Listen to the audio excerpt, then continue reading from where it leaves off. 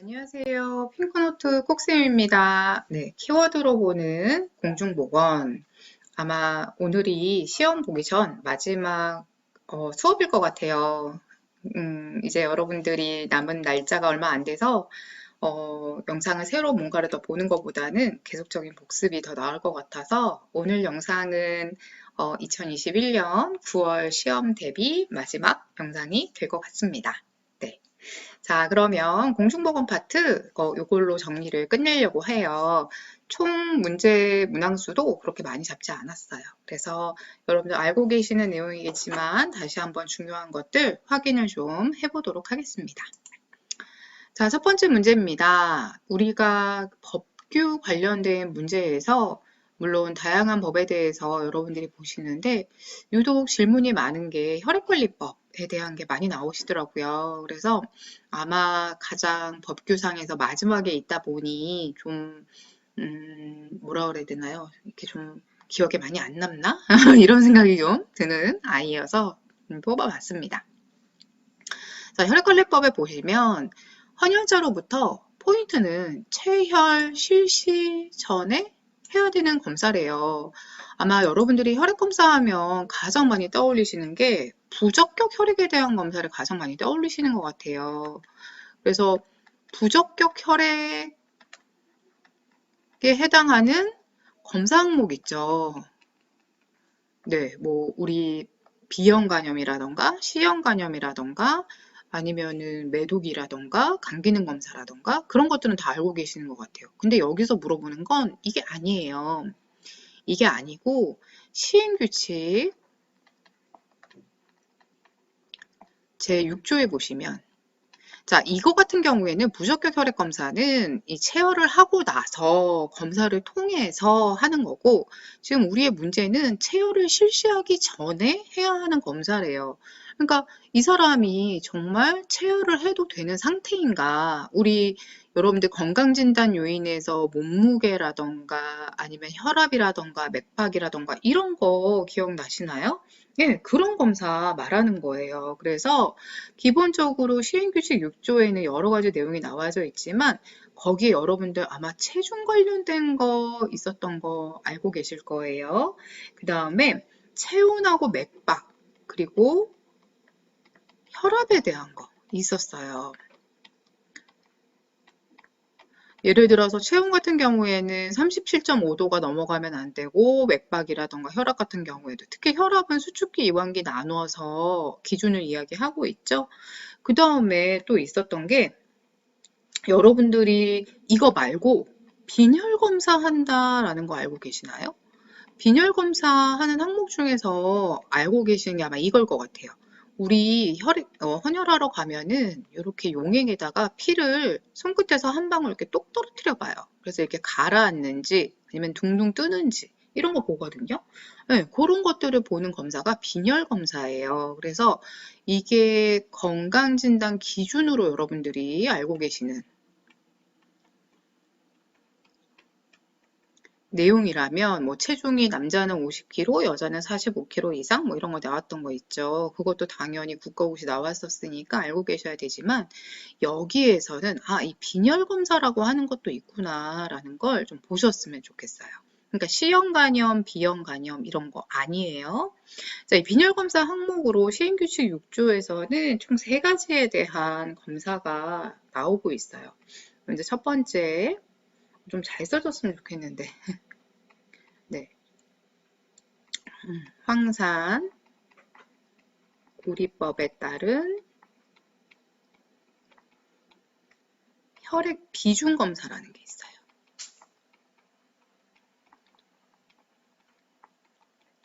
자, 그 다음에 이제 두 번째로는 혈색소 검사. 자, 그 다음에 이제 세 번째로는 적혈구 용적률 검사라는 게 있습니다.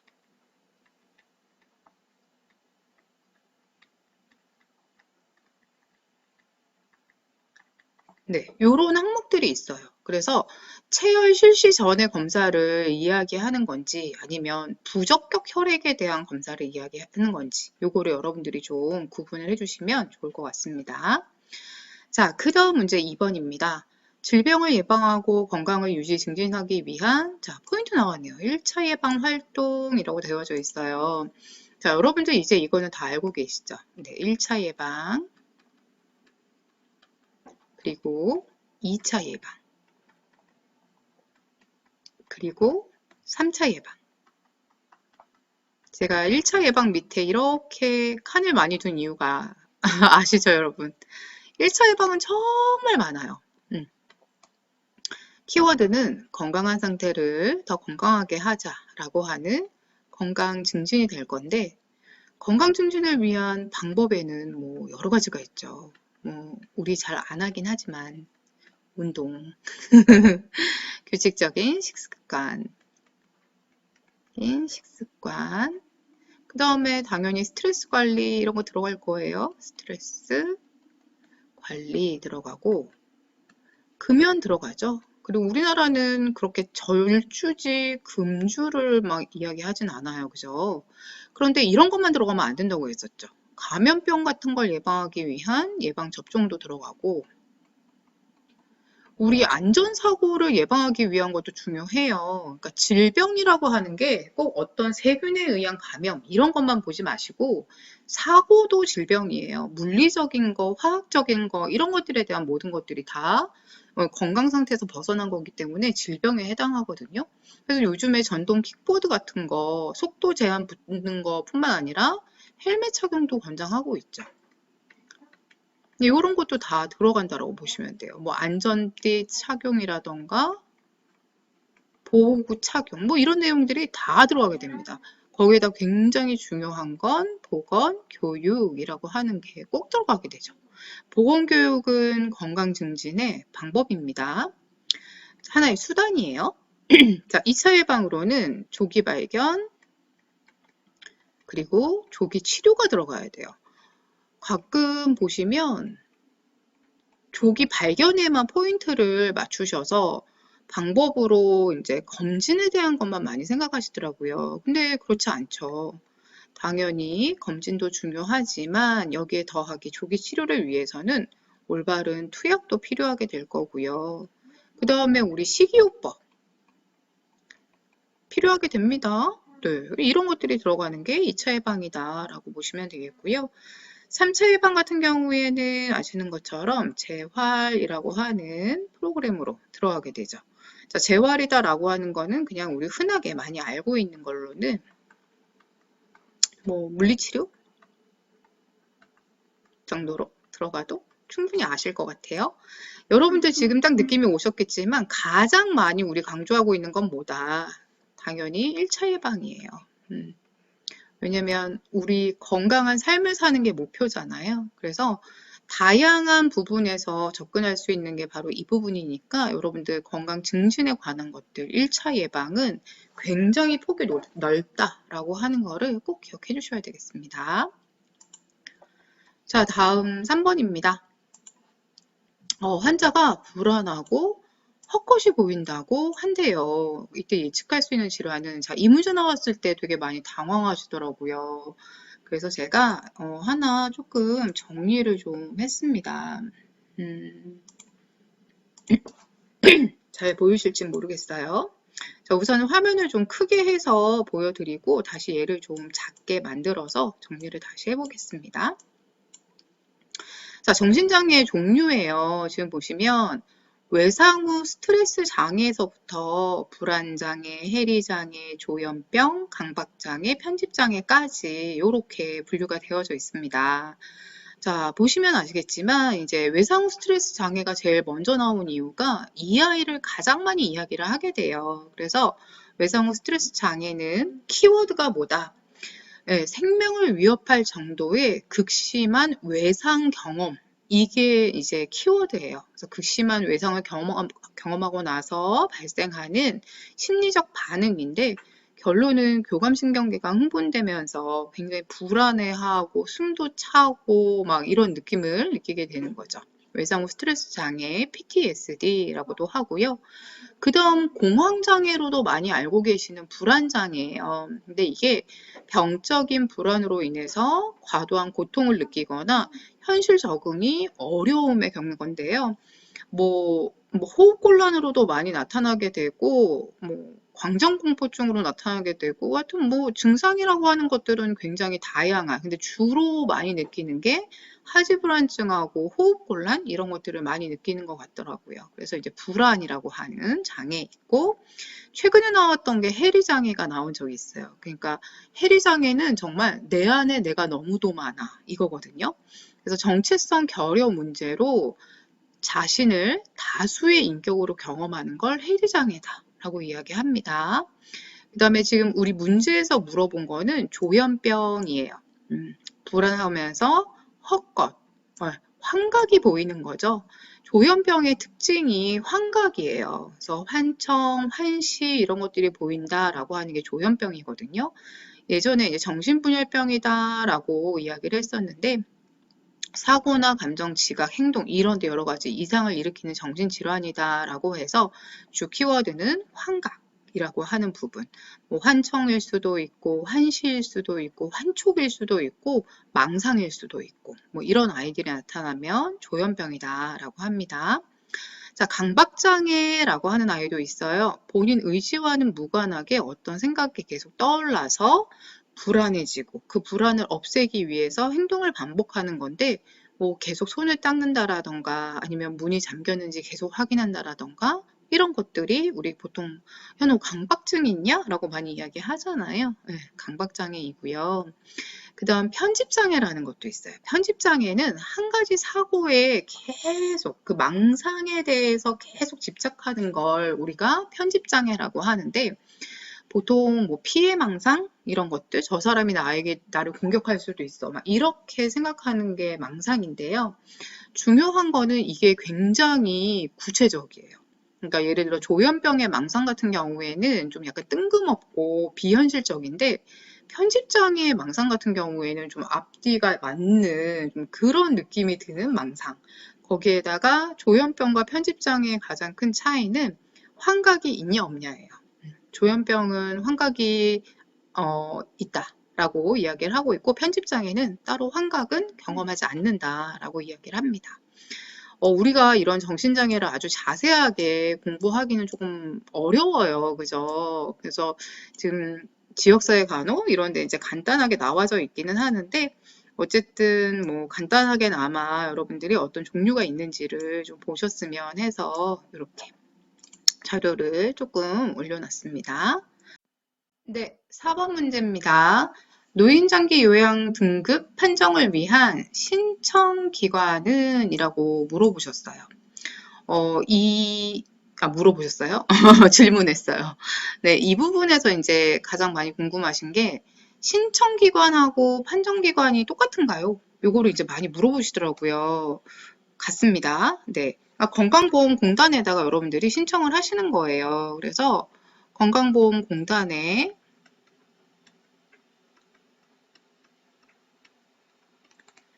신청서를 제출을 하세요. 이때 경우에 따라서 의사의 소견서가 필요한 경우도 있고 필요하지 않은 경우도 있고 이렇게 되어져 있는 것 같아요. 근데 필요하지 않더라도 추후에 다시 의사의 그 소견서를 제출해야 된다. 이런 내용이 있긴 하더라고요. 자, 그렇다면 이렇게 신청서를 제출을 하시게 되면은 공단에서 간호사가 나와요. 그러면 공단에서 파견돼 간호사가 일상생활 정도를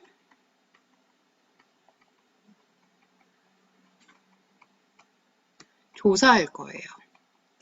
그럼 이걸 가지고 가서 이제 공단에 가서 이 조사한 결과를 제출을 하게 되면 그때는 인정 점수라고 하는 게 산정이 되겠죠.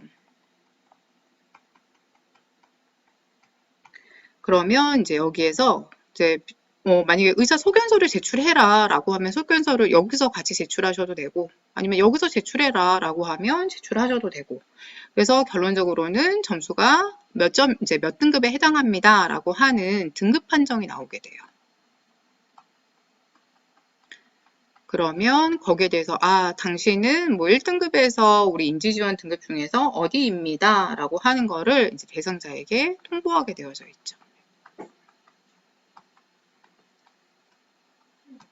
그래서 결론은 신청기관은 그냥 건강보험공단이다. 그리고 물론 이 등급을 판정하는 데는 판정위원회라는 곳에서 하지만 어차피 건강보험공단 내에 있는 곳이다 라고 보시면 될 것 같아요. 그래서 건강보험공단 내에 장기요양보험을 이제 주로 하는 부서에 등급판정위원회 뭐 이 정도로 보시면 될 것 같아요. 그래서 건강보험공단이라고 보셔도 크게 무리는 없으실 것 같습니다.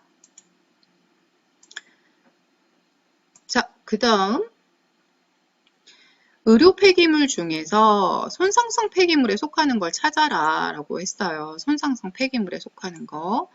이것도 기본간호에서 다루기도 하고 여기저기서 이제 많이 다루기도 하던데 이것도 이제 보기 편하게 좀 제가 화면으로 좀 준비를 해봤습니다. 네, 이것도 나중에 좀 크기를 줄여드릴게요. 여러분들 이렇게 뭐 합성수지로 되어져 있는 것도 있고 봉투 형태로 되어져 있는 것도 있고 아니면은 이렇게 종이로 되어져 있는 형태로도 되어져 있는데 잘 보시면 도형이 있어요. 이 도형. 이 도형의 색깔을 가지고 우리가 또 구분을 하게 되죠. 그래서 의료 폐기물의 종류에 보시면 격리 의료 폐기물, 위해 의료 폐기물, 일반 의료 폐기물 크게는 이렇게 세 가지로 나뉘게 되고 위해 의료 폐기물 중에 뭐 조직물류, 병리계, 손상성, 생물화학, 혈액오염 이런 것들이 나뉘어지게 됩니다. 그런데 이제 여러분들 보시면 아시겠지만 이 도형의 색깔이 이렇게 되어져 있는데 이 붉은색 이 아이는 누구죠? 네, 격리죠. 격리 같은 경우에는 붉은색으로 되어져 있고 여러분들 아시겠지만 이거 잠깐 제가 줄여볼까요? 줄이면 잘 보일까요? 네, 한 요 정도 줄여볼게요. 옆에 칸을 좀 침범해서 미안하긴 하네요. 네, 요 정도만 줄여볼게요. 그래도 좀 보여야 되니까. 네, 그래서 위해 의료 폐기물, 격리 의료 폐기물이라고 하는 아이, 여러분들 아시겠지만 도형의 색깔은 붉은색이에요. 네, 붉은색 도형. 요렇게 쓸까요? 요렇게. 붉은색 도형이고 보관 일수가 있었죠. 네, 격리 의료 폐기물 같은 경우에는 최대 보관 일수가 7일. 자, 그 다음에 이제 조직물류 같은 경우에는 이제 위해 의료 폐기물에 들어가는데요. 위해 의료 폐기물은 요거예요. 요 아이들이 요렇게 들어갑니다. 만약에 봉투형인 경우에는 도형의 색깔은 검은색. 그리고 만약에 이렇게 합성수지 되어져 있는 경우에는 그때는 노란색 이렇게 되어져 있죠. 조직물류, 병리계, 생물화학, 혈액오염 얘네들은 다 15일인 거 알고 계시죠? 손상성만 달라요. 손상성만 30일 이렇게 되어져 있습니다. 손상성은 여러분도 아시겠지만 통이 너무 작아요. 통이 너무 작아서 그 작은 통에다가 통도 작고 그 작은 통에다가 작은 바늘만 모으는 거잖아요. 그러니까 15일만 모으면 별로 못 찰 것 같아요. 그래서 한 30일 정도는 모아라. 하지만 나머지는 한 15일 정도. 조직물류라고 하면 인실 장기 이렇게 생각하시면 될 것 같고요. 병리계는 저는 그냥 편안하게 임상병리과에서 많이 쓰는 거 이렇게 생각을 하고 있고요. 생물화학 하면은 우리 보통 항암제하고 예방 백신 이렇게 이야기하고 있고요. 그 다음에 혈액오염은 누가 봐도 혈액이 뚝뚝뚝 떨어질 것 같은 아이들. 그러니까 혈액백이 가장 일반적이겠죠. 그런 거 말고는 일반 의료 폐기물로 들어가면 됩니다. 자, 일반 의료 폐기물 여러분도 아시는 것처럼 얘도 요거랑 똑같은 색깔이죠. 네, 그래서 간단하게만 그냥 정리해 주시면 될 것 같아요. 그리고 녹색. 만약에 우리가 다시 재사용될 수 있는 그런 뭐 태반이라든가 이런 거는 도형의 색깔이 녹색인 거 알고 계시죠? 그래서 손상성 폐기물에 속하는 거 손상성 요렇게 보시고 얘네 색깔하고 보관일수 같이 보시면 도움이 될 것 같습니다. 자, 또 다시 혈액관리법이에요. 네, 혈액 제제에 속하는 거. 요것도 생각보다 많이 질문들을 하시더라고요. 자, 여러분들 일반적으로 그냥 이렇게 생각하시면 될 것 같아요. 우리가 혈액 관리법에서 혈액 제제라고 하는 거는 목적이 이제 수혈을 해야 되는 경우잖아요. 그러니까 수혈을 해야 되는 경우에 여러분들 어떤 게 필요할 거냐? 그러면 우선 혈구 필요해요. 그럼 혈구 중에서는 적혈구 그리고 혈소판이 필요해요. 백혈구는 없어요. 백혈구는 왜 없어요? 원래 백혈구는 우리 몸에서 최소한의 양만 있다가 우리 이 백혈구 같은 경우에는 정상 수치가 1세제곱밀리미터에 7천에서 10,000개잖아요. 평소에는 최소한만 있다가 감염이 되면 늘어나는 아이예요. 그러니까 백혈구를 우리가 따로 수혈을 해주지는 않아요. 그러니까 농축, 적혈구, 그다음에 이제 혈소판, 그리고 신선동결 혈장 이라고 해서 나는 혈구는 필요 없고 혈장만 필요해요. 그러니까 적혈구, 백혈구, 혈소판에는 문제가 없이 탈수가 심하다던가 그래서 혈장이 많이 부족한 경우다. 아니면 화상이 심하다. 그래서 혈장이 부족한 경우다. 그때에는 일부러 혈구까지 많이 넣어줄 수 없잖아요. 필요가 없잖아요. 그러다 보니까 신선동결 혈장 이렇게 보게 될 거고 그 다음에 만약에 과다출혈이다. 그러면 혈구, 혈장 다 필요해요. 그런 경우를 우리는 전혈이라고 합니다. 전혈은 혈구와 혈장을 다 포함한 개념이에요. 그래서 혈액제제에 속하는 거 물어봤을 때 백혈구 나오면 우선 아니야. 요렇게. 요거 말고도 이제 추가로 뭐 보건복지부령으로 정하는 것 이렇게 나와져 있긴 하지만 이 네 가지만이라도 우리 명확하게 좀 알고 가면 좋을 것 같습니다. 네. 농축 적혈구, 농축 혈소판 뭐 이러면서 나오게 되는 거죠. 네, 그럼 다음 부분으로 넘어가겠습니다. 자, 7번이에요. 지역사회 간호사업 수행 시 우선순위가 높은 것은 이라고 하는 내용이 나와져 있어요. 자, 우리 우선순위라고 하는 부분, 지역사회 간호에서 두 부분 나오는 거 아시죠? 하나가 방문간호의 우선순위라고 하는 거 여러분들 알고 계실 거예요. 그럼 지금 하고 있는 건 뭐냐? 이건 뭐냐면 우리 지역사회에 새로 제가 파견돼서 상황을 한번 이렇게 사정이라는 단계에서 자료를 수집하잖아요. 자료를 수집해 보니까 문제가 A도 있고, B도 있고, C도 있고, D도 있고, E도 있고, 막 이렇게 있어요. 그럼 이 중에서 어떤 걸 먼저 해결하지? 라고 할 때 하는 게 우선순위예요. 즉, 여러 가지 문제가 산재되어 있을 때 어떤 걸 우선적으로 해결할까? 아무래도 가장 우선적으로 해결해야 될 거는 다수에게 영향을 미치는 문제죠.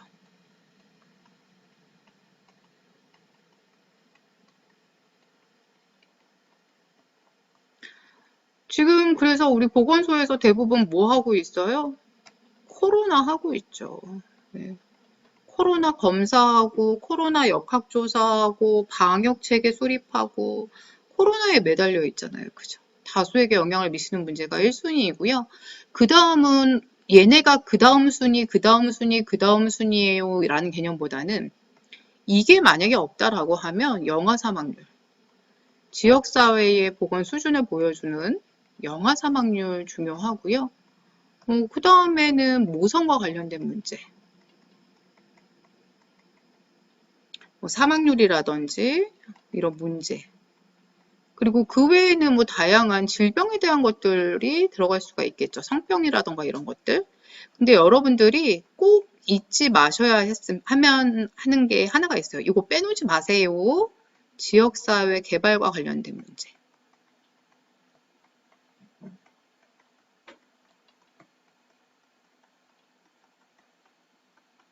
지역사회와 개발과 관련된 문제라고 하면은 대부분이 생각을 하시기를, 이거 무슨 재개발인가?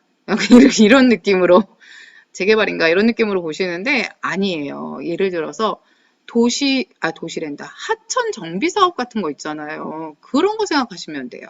플러스 요거. 예를 들어서 하천 정비 사업.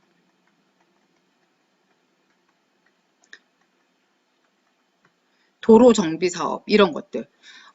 예를 들어 우리 지역에 하천이 있는데 너무 관리가 안 돼서 수인성 감염병의 원인이 되고 있더라 라던가 쥐라던가 이런 뭐 유해한 동물들이 있어서 그와 관련되어 있는 감염병이 생길 가능성이 높다라던가 이런 게 포함될 수밖에 없기 때문에 지역사회 개발과 관련된 문제도 우선순위 안에 들어간다라고 하는 거, 포함되는 내용이다 라는 거를 좀 보셨으면 좋겠습니다.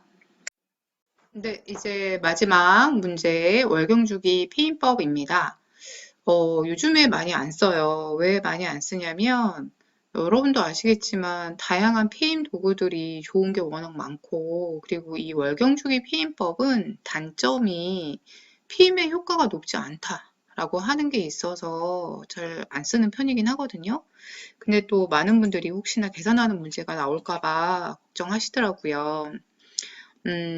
오기노시 법을 기준으로 해서 나와져 있는 법이 있긴 한데 그거보다는 차라리 요거를 좀 말씀드리는 게 편하지 않을까 싶습니다. 이제 최근에 나왔던 문제는 주기, 그러니까 월경 주기가 불규칙한 경우가 불규칙한 경우 나왔었던 것 같아요. 그래서 이때는 그냥 딱 요거 암기예요. 짧은 주기에서 18을 빼주고 긴 주기에서 11을 빼주면 돼요. 그래서 예를 들어서 우리가 예를 들어서 짧은 주기가 28일이고 긴 주기가 30일이다. 뭐 이렇게 이야기를 한다라면 전일부터 해서 그냥 정말 딱 요거 짧은 주기 28 빼기 18 해서 뭐 10 그리고 30 빼면은 30 빼면은 10 29가 나오나 39가 나오죠. 죄송해요. 왜 이러죠? 19 더하기 11이라면 11이죠. 마지막에 그런가 봐요. 네, 그래서 월경주의가 28이다. 그러면은 다음 월경 예정 10에서 19일까지는 피임해야 된다. 피임. 이게 이제 월경주기 피임법으로 되어져 있는 여러분들이 아마 가장 이게 뭐지? 싶으셨던 문제인 것 같아요. 네. 여기까지가 마지막이고 처음에 서두에 말씀을 드렸지만 2021년 9월 시험을 대비해서는 이제 여기까지만 수업을 하기로 했습니다. 네, 여러분들 제가 항상 종강할 때마다 말씀을 드리는데 충분히 잘하고 계세요. 충분히 잘하고 계시고 이제 일교차가 큰 기간인 만큼 물론 저는 유튜브 강의이기 때문에 계속 이제 수업을 하긴 할 거지만 그래도 또 제 수업을 들으시는 분들이 많은 분들이 저의 이제 수업을 또 온라인이 아닌 이제 유튜브가 아닌 이제 저의 수업을 또 학원에서 들어주시는 분들이셔서 작별 인사를 잘 못한 경우도 좀 있기도 해서 말씀을 드립니다. 네, 뭐 저의 학원에서의 수업을 들으시는 분들이든 아니면 유튜브에서 저를 처음 만나신 분들이든 언제나 여러분들은 가장 많이 알고 계세요. 그러니까 자기에 대한 믿음 변치 마시고 네. 맨날 많은 분들이 생각하시는 게 난 많이 몰라. 이렇게 모르는데 어떡하지? 라고 말씀을 많이 하시더라고요. 그건 여러분들의 여러분들의 학습 도구인 문제집이 문제를 까다롭게 만들어서 그래요. 네. 국가고시는 여러분들한테 그렇게 까다롭지 않을 겁니다. 네, 남은 시간 얼마 안 남았으니까 알고 계시는 거 충분히 잘 정리를 하시고 이 시기에 제일 중요한 건 건강이에요. 네, 컨디션 괜히 스트레스 때문에 컨디션 나빠져서 시험 못 보시거나 하시지 않도록 컨디션 관리 잘 하시고 적당한 스트레스로 교감신경계를 활성화시켜서 뇌 기능도 활성화시키시고 네, 이번 시험에 좋은 결과 있으셔서 앞으로 저를 못 뵙겠죠? 안 만나야 좋은 거죠? 네, 안 만나길 바라며 네, 다들 열심히 애쓰셨습니다. 네, 화이팅입니다. 끝까지 언제나 화이팅입니다.